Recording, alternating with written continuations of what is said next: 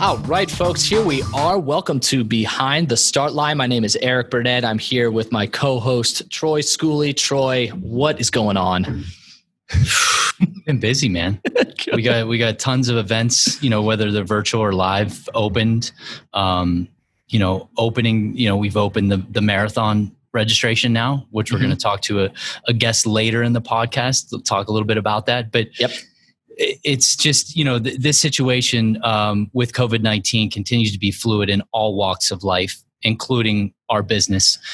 So we've just been, working with so many different partners, our medical team, some of our vendors, obviously. It just continues to be fluid. Each week's different. So, while we want to be purposeful, there's just a lot of thought and effort going in from really all of our team. We've been pivoting the best we can and making sure that we continue to be relevant. I think it's important because our mission comes back to making sure that everybody continues to move with us. And we want people out there moving, regardless if it's a live start line or virtually. So we've been busy. Now, this is more of a COVID question than a P3R question, and maybe it's might be more subjective, but do you think that different regions in the country might open up sooner when it comes to races? Do you think Pittsburgh could be an early candidate for having races, whereas maybe some other part of the country is still not looking so good?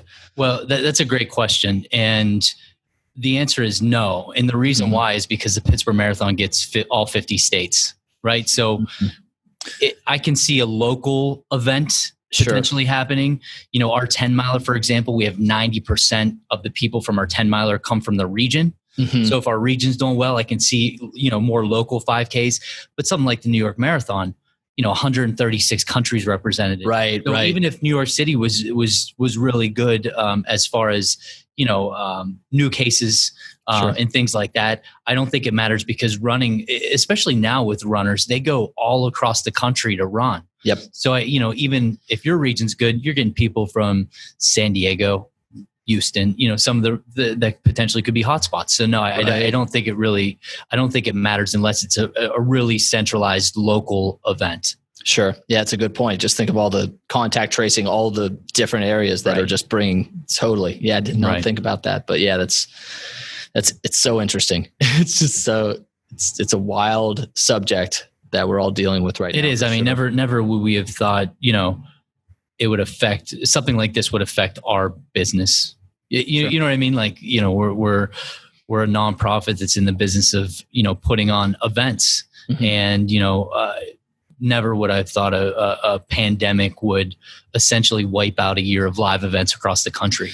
And so many great people, are being affected by it, not just in our business, obviously, in every walk of life. And that's the unfortunate part. So we hope to be able to continue to give those people that little glimmer of happiness, of hope and engagement, encourage them to, let's face it, when you go out for a run, when you're done with the run, you usually feel a little bit better than you did before the run. Absolutely. And, a lot of people are down right now, and we hope that we can continue to encourage them and give them that hope that there is a little bit of light. So how has, the conversation changed between P3R and Pittsburgh's runners? What is the main driving conversation, or what is the context, and what's the big shift, and how amidst COVID are you guys speaking with your runners? Yeah, so it started mid-March when we announced the marathon,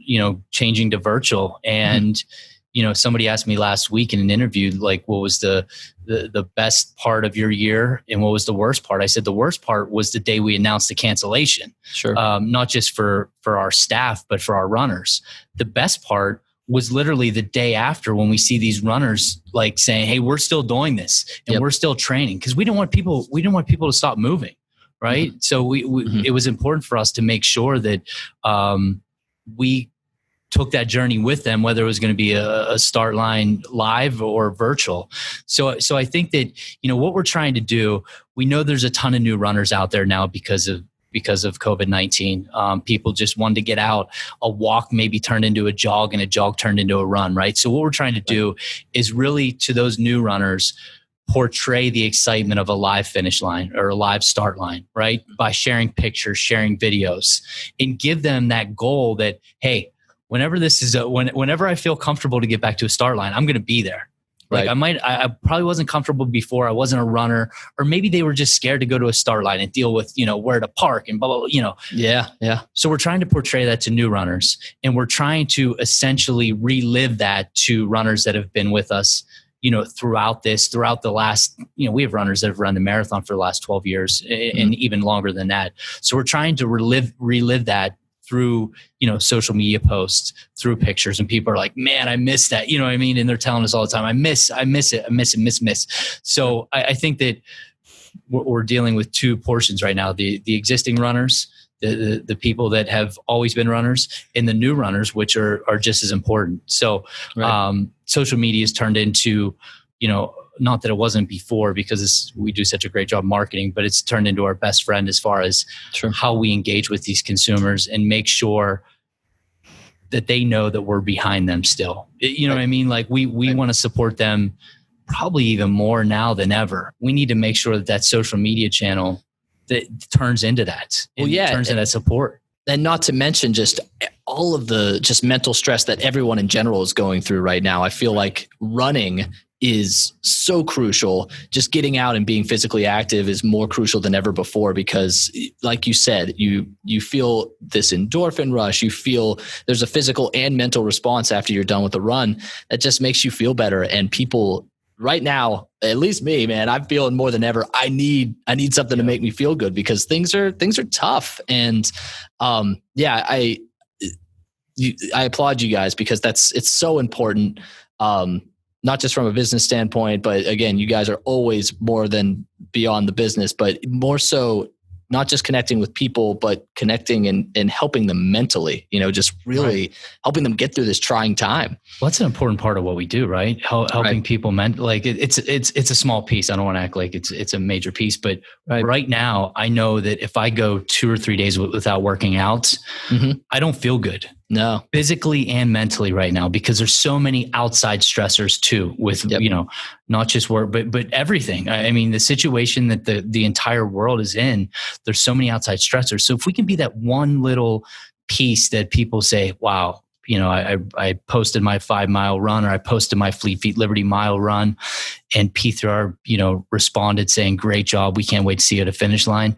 If we can give them that little piece of, like I said, light at the end of the tunnel saying, hey, I can't wait to get back, or encourage them throughout these rough times and see what they become essentially. So it's super important. I think the team is taking it very seriously. We all deal with our outside, when people ask me how I'm doing now, I'm not doing good. I'm doing okay. You know what I mean? Like I'm surviving. You know what I mean? Like, I'm going to be honest. I'm not going to say things are great, because they're not. But if we can, get somebody that day to say, I had a great day because I PR'd, or I had a great, run along the river or in North Park, I think we succeeded as an organization. We just need to continue to, give that support. Totally. Yeah. I mean, you mentioned just different ways of describing runs. I feel like even that has sort of changed in this last year. I think a lot of people have learned to appreciate just life in general for different things. It might have, at least for me, I used to be all about my times, but now it's getting out there, seeing some great things, experiencing some great things, maybe going for a socially distanced run with a friend who I haven't spoken to in a really long time. It doesn't really matter the pace so much anymore. It's just getting out there and enjoying, perspective, right? It's really brought a new perspective to just getting out and enjoying a run. When certain things are taken away, like a live start line. You're talking about the live start line. It's going to happen in 2021, but you have to, in the back of your head, be feeling a little confident that if heaven forbid it does not happen, you had such success this year with the virtual.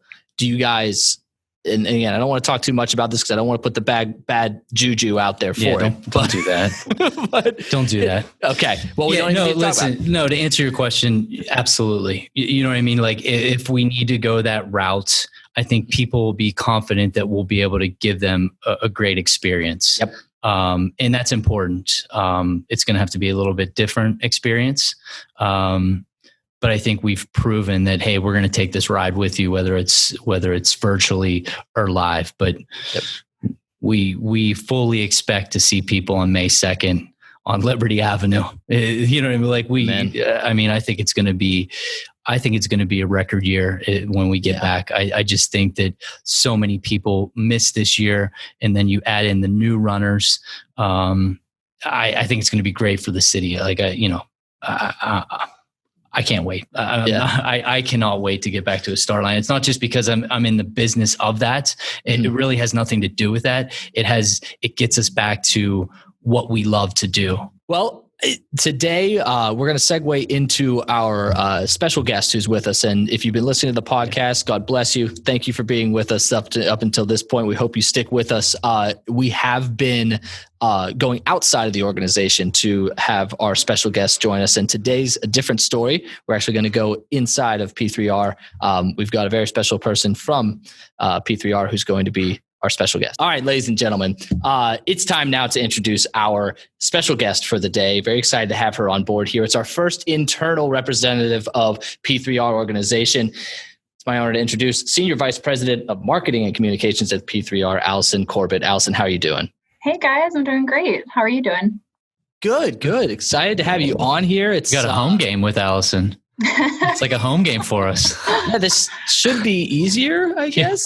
I hope so. Hopefully she's rooting for us. She doesn't want to see us fail. So yeah, hopefully this is one of our better ones. Let's see how it goes. So Allison, just a quick background, or feel free to take your time with it. We just want to know, what led you to P3R. I know you are a Pittsburgh-ish native. You grew up in Greene County. Am I correct in saying that? I did, yeah, Greene County. So not too far away. And you found yourself here after we graduated right around the same time. I saw your class of 2004, right? Yep. Mm-hmm. Yep. Mm-hmm. Sorry. I know the dating thing is always, people are sensitive about it, but we're young. Knows. We're young. It's all good. But yeah, I know that you kind of took a route away from Pittsburgh for a little while and you found yourself back here. Let's start with that. Did you always want to come back to Pittsburgh and make this your long-term home and place to start a career? I didn't know, honestly. I've actually been familiar with P3R since 2012 when I ran the FedEx Marathon Relay. Mm-hmm. I worked for FedEx and I was on their public relations team. I had just joined the team, and a member of the group there asked me to join her relay team. And I'm not a runner.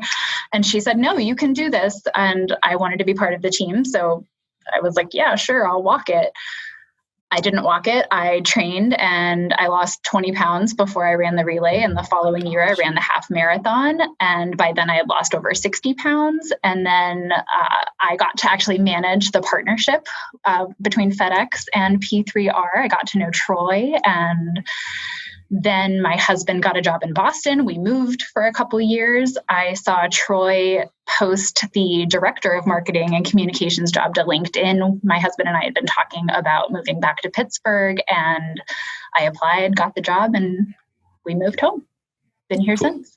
That's awesome. I mean, it's funny.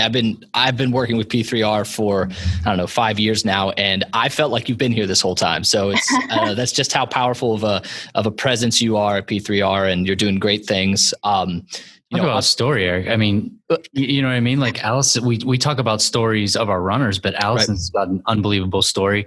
Somebody that I met with one of my first weeks on the job in 2013, I think now. Yeah. So we go way back and talk about acquired talent. We're very lucky to have Allison on board for sure. Thanks, Troy. Yeah, definitely. And yeah, I'm glad that you stopped me right there, Troy, because just a second about that, your personal story, your introduction to the marathon, that had to have felt amazing to not only become a different person physically, but just to also see these goals achieved doing something that you never thought you'd be able to do. How did that feel? You had to have felt like a completely different person when you finished the half marathon the next year. Oh my gosh, definitely. I mean, if you look at pictures of what I looked like and felt like, honestly, the first time and then the second time, it is a completely different person. And that is why standing at the finish line is my favorite part of my job now, is because I get to see other people achieve those goals and their dreams and their health and fitness goals and whatever else that they were hoping to accomplish. I get to see it firsthand. Yeah, it's the power of moving for sure. Can do big things. Let's talk about your job. Let's dive into what you're doing now here, what you've been doing for the last few years at P3R. We've said your title, but give us a little bit of a glimpse into what you do in the P3R organization.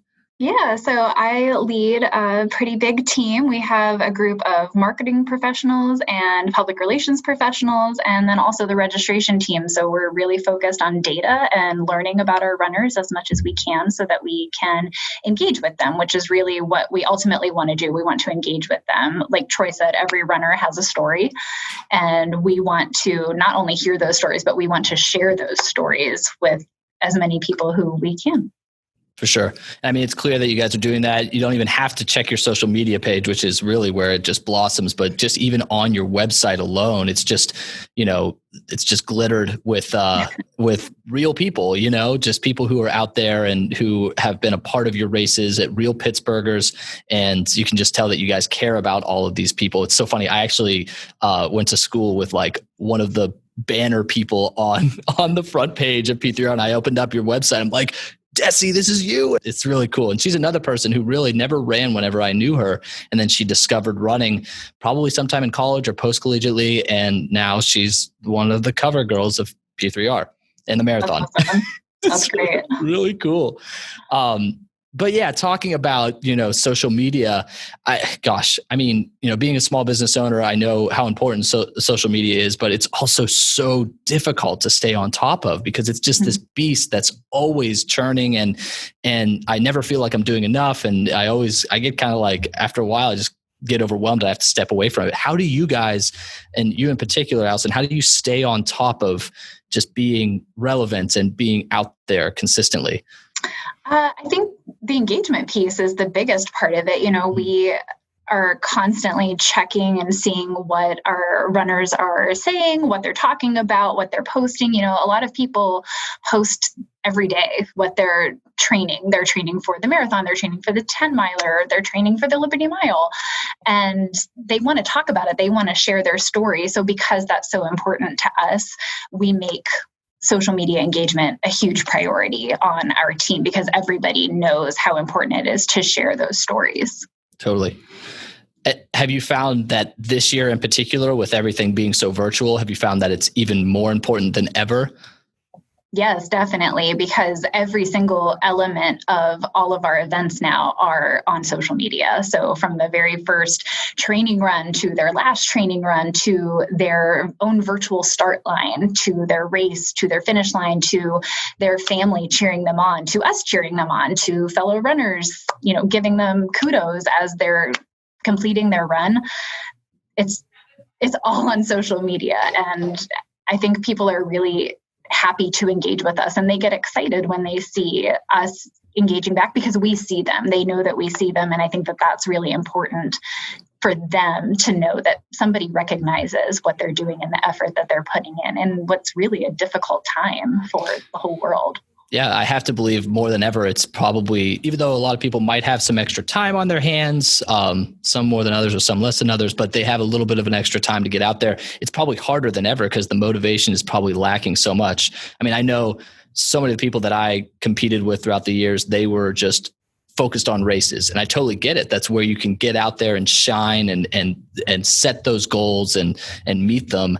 And, a lot of people just don't like to train. And so when you don't have those races in person, to look forward to, crossing the finish line with all the pomp and circumstance, I got to imagine it's harder. And it's that much more important for you guys to be engaging virtually. Right. But at the same time, a virtual event is also easier for someone to participate in. One, they don't have to worry about logistics of getting there on a race morning. They can run the race whenever, wherever they want, whatever's convenient for them. And I know for people who might be a little bit more competitive internally, we've taken out that competitive piece of it. So, if you're a 13-minute miler, awesome, fantastic, but you can run those 13-minute miles whenever and wherever you want. You don't have to worry, like, I'm like a little bit slower than that guy up ahead of me. Sure. Like that element's gone now. So they can just focus on their run and their journey and their health and fitness goals. Totally. And I think that's why the marathon going virtually was so successful, right? The marketing communications team from day one had a plan on how to engage, how to interact with these people, knowing that we're going to take away a live start line, take away that, excitement and adrenaline. So them engaging with the runners daily, and people had a decision to make whether they wanted a refund or they wanted to stick with us. And we saw throughout, the first week or so, that people were sticking with us. And I think it was because our early engagement to show like, hey, we're here with you. We want to be at a start line too, but we're going to be here with you the whole way and really prove to them. So, the marketing team, and we've talked about this a lot, is that the marketing team's worked harder over the last 3 months than they've ever worked in their life, because that's the piece that they have to engage with now. They don't have that live feel. So it's super important what they've done. Yeah, totally. Yeah, I mean, obviously this year's been more different than any year in the past, but I'm interested to hear. We don't know what's even going to happen tomorrow. We don't know what's going to happen next year for sure. But what are you guys? How is planning for 2021 going? I mean, registration's open, correct? Yep, that's open. Yep, it's open. So how are you guys? Is it being marketed as a virtual race? Is it being marketed as in person? How are you guys dealing with that? It's in person. We are optimistic that we'll be able to be at the start line in person on May 2nd, 2021. And we're all excited. I mean, it's not just the runners who are excited to get back to a start line. Everybody at P3R, all of our partners, we're all pumped to be back, and we're planning to be there. Totally. So when planning goes into it, what's going to be different? Obviously, even if we're able to gather in groups of thousands or more, and this is able to happen in person, and I know these things will change as we go, but what are you guys preparing for now? Do you have any ideas of how you're going to handle, if people have to wear masks at the start line, or how sanitization, hand sanitizers, things like that? Do you have plans already, brewing for that? The operations team has done a great job working with, our partners throughout the country, working with our medical team. We know that it's going to look differently. We know that the start line is going to look different. The course is going to look different. So there's little things that we've already implemented, hand sanitizer stations. I think the operations team just bought 40 new, portable ones that we can take around. We're reviewing all the water stops. Obviously, we're reviewing the corral systems, and so there's so many things. And like you said, Eric, though, the situation continues to be fluid.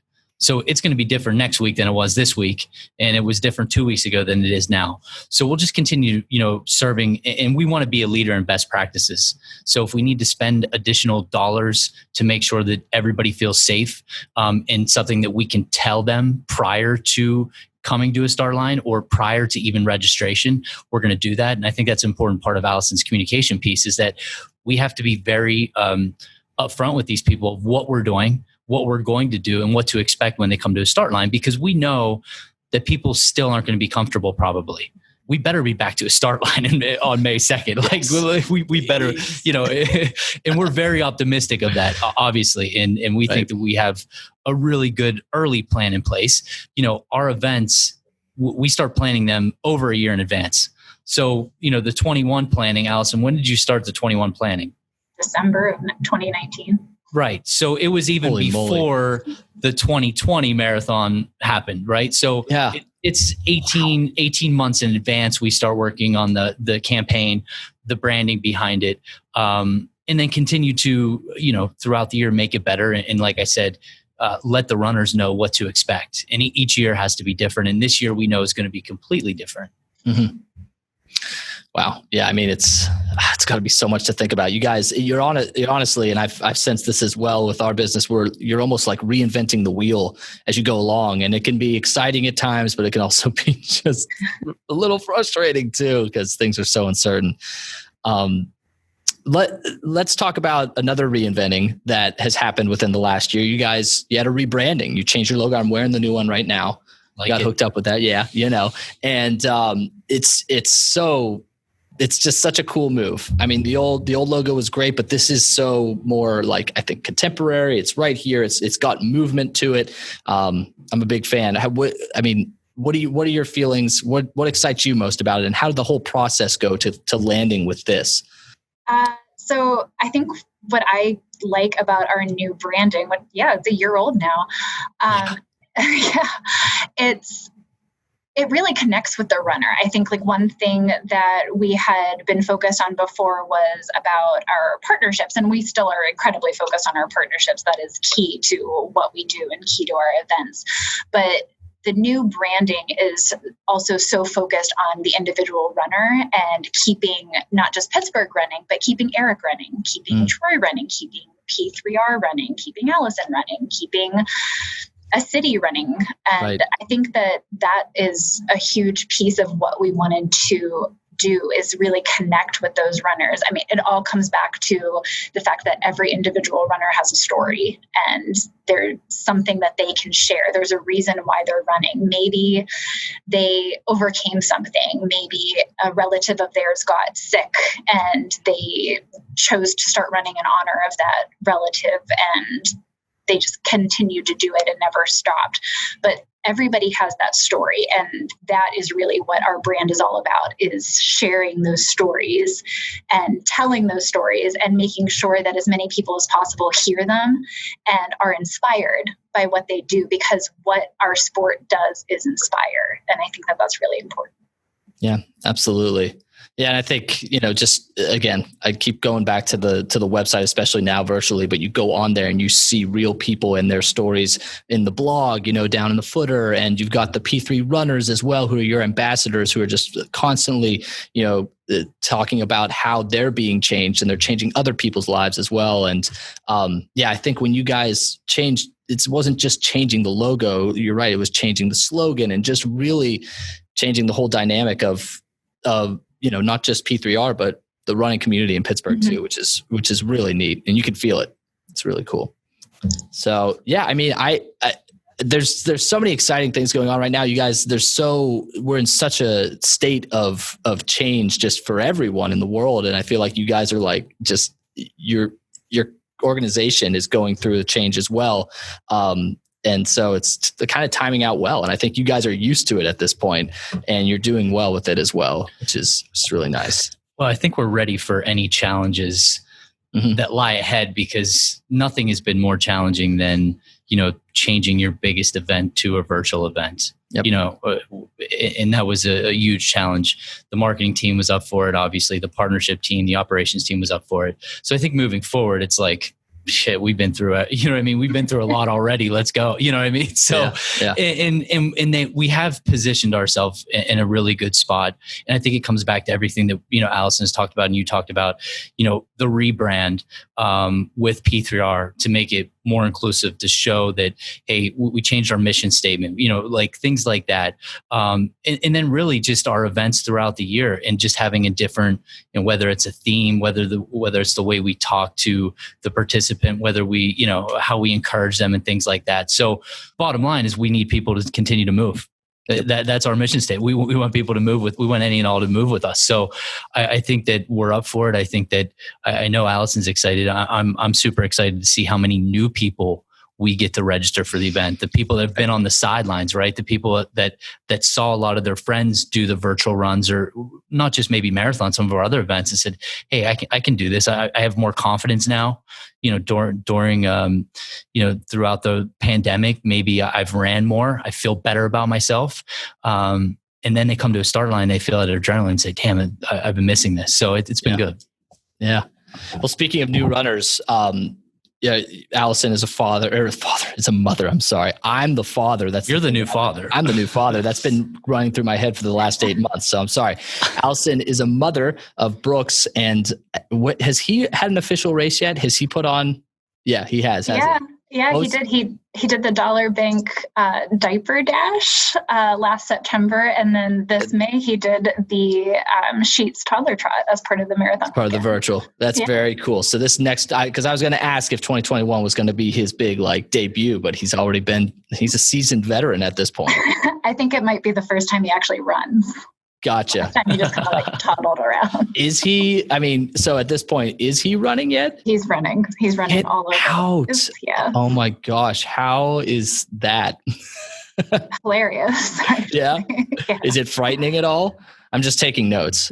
No, it's not, because he's just this little bundle of energy, and it's a really great way to get it out. So he and I just like chase each other around the kitchen, and then he's tired and it's bedtime. Nice. And he's got a great name, Eric. We got some some sponsorship opportunity lined up for this kid in the near future. I know. It's on your shirt right now. Yeah, he's got his future just paid for him. The way's already made. Great choice in name. Yep. Yeah. The next your next child will be Fleet Feet or something like that. Or Chick-fil-A. That's awesome. Is there anything else? Allison, what's the toughest part about your job? I'm taking notes. I think the toughest part is making sure every event is unique right now, because we have so many different events happening all around the same time. We don't want them to just be like a repeat over and over and over again. People are going to get really tired of doing that, right? So I think that is really what our biggest challenge is, not just for me, but for the entire P3R team, is making sure that every event has its own personality and people get a different feeling when they're completing it, when they're training for it, and when they get their shirt and medal. Sure. And I'm sure it's a challenge to change it from year to year as well. So not just make, the marathon different from the 10 miler, but make 2020, marathon different from 2021 marathon, and so that's got to be a constant change, or a constant challenge is finding how to tweak things and how to, make it different. And I know you guys do. I mean, you sense it at the expo, you sense it at the post race party, in Point State Park, and you can see all these different things that are going on. And then just even along the course as well. And so you guys are doing well with it, but I have to imagine it's not easy. And that's why it's a full-time job. Yeah. Yeah. And then some. That's our pet peeve. That's our pet peeve. People ask if this is a full-time job. Right. You know what I mean? Is that a full-time job? I'm like, oh my gosh, if you only knew. Hopefully, I mean, that's your secret really reason for having this podcast going on, is so people can stop asking that question, because they can now listen and know. Like, okay. There's definitely ulterior motive behind this podcast, and that's maybe at the top of the list. So you don't even have to answer the question anymore. You say, just listen to the podcast. Right. Yeah. Get us some views.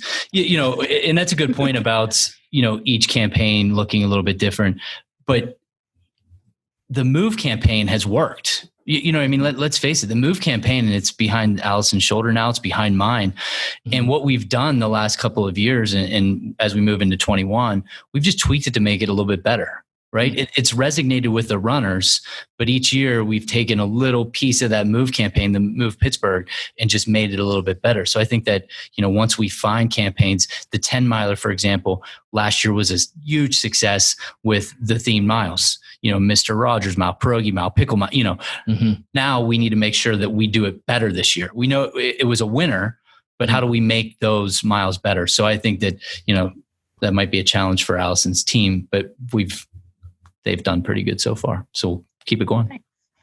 Well, Allison, let's jump into the question that we ask all of our guests every week. If there's one thing that is going to surprise us the most about you to know, what is it? Now, you have a little bit of a head start on this. This is inside. Yeah, I knew this was coming.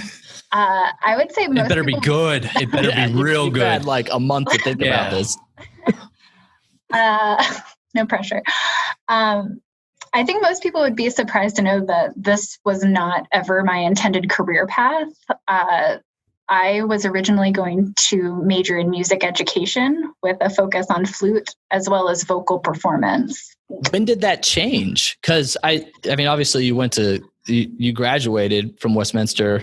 Am I correct in saying that, with BA in public relations? So yeah. Obviously you had made that change at that point. Was it in high school at some point, or was it in like your early time at Westminster that you made the shift? My very first day on campus, I changed my major to public relations because I worked at a band camp the summer before I went to college and was like, this is not for me and I don't want to do this. And I changed as soon as I could. Band camp was not. Reminds me of American Pie. Right. Like I have to say it. It's just so Absolutely. American Pie, which is, well, I'm glad you switched your major. I didn't know that either. Am I? Yeah. Well, and I also saw that. I'm glad you're not a flutist. Yeah. And do you still play flute? No, I haven't picked up a flute in like 10 years. See, I played trumpet whenever I was in middle school, and it's the same way. That thing has been just like, I loved it. It was great, but it's probably been 15 years since I played the trumpet. It's just nuts. Do you think that's like riding a bike though, Allison? Could you pick up a flute right now and play it? Yeah, but I would need some practice. It would probably still sound pretty good because I don't know what a good flute sounds like. So, all right, just wondering. I saw you were a dancer as well. So your performance it's a big thing for you. Yeah, it's not anymore. Now I just sing in the car and my son has to be the one to listen to it. So poor kid. Well, running is performing. So you're still doing it in that outlet. So sure. Yeah. Are you still running? Oh yeah, definitely. Okay, good. Yeah. It's performing. Come on. Yeah, I did my Liberty Mile this past weekend with Brooks in the stroller. I ran my fastest stroller mile ever. That is awesome. So where did it take place? Where did you choose to do your Liberty Mile? Just around my neighborhood. We live up in Marshall Township. Is it pretty flat? No, it is not. Challenging. Yeah. Very cool. And you completed the Fleet Feet Liberty Mile 30-day challenge in May, right? I did, yeah. 1 mile a day every day. 1 mile a day in May. So it's good engagement. Yeah. Absolutely. Cool. Well, Allison, this has been great. We've learned a lot, not just about what you do here at P3R, but just about your inner talents, the things that we'd never known about. We're going to have to go karaokeing sometime. Let's not do that. Bring your jazz flute. Need to get Troy to add that to the budget. It's in. If you bring your jazz flute, it's in. Perfect. I'll make that happen. Perfect. Nice. Thanks, Allison, for joining us today. Yeah. All right, Allison, thank you so much. I want to thank you again for being here with us on on today's episode of Behind the Start Line. Troy Schooley, my co-host, as always, man, thank you for being here. Absolutely. Another good one, Eric. Yeah, no, this was great. And I think it's just fun again to dive now into the heart and soul of the company, which is just really cool. Absolutely. Folks, remember, reach out to us at Run with P3R in all of our major social media platforms and email us at our new mailbox. It's behindtheline@p3r.org. You can go there to ask us questions or share a shout out that could be featured in our upcoming episodes. Or tell us you don't like the podcast. We just want to hear from you. That's for real. Yeah. We want honest feedback. We want honest feedback. Absolutely. So, the only way to improve is to hear what you guys don't like. So please send us whatever you're thinking, good or bad. I want to say thank you to everyone for joining us today at Behind the Start Line. I'm your host, Eric Burnett. Until next time, have fun and keep moving.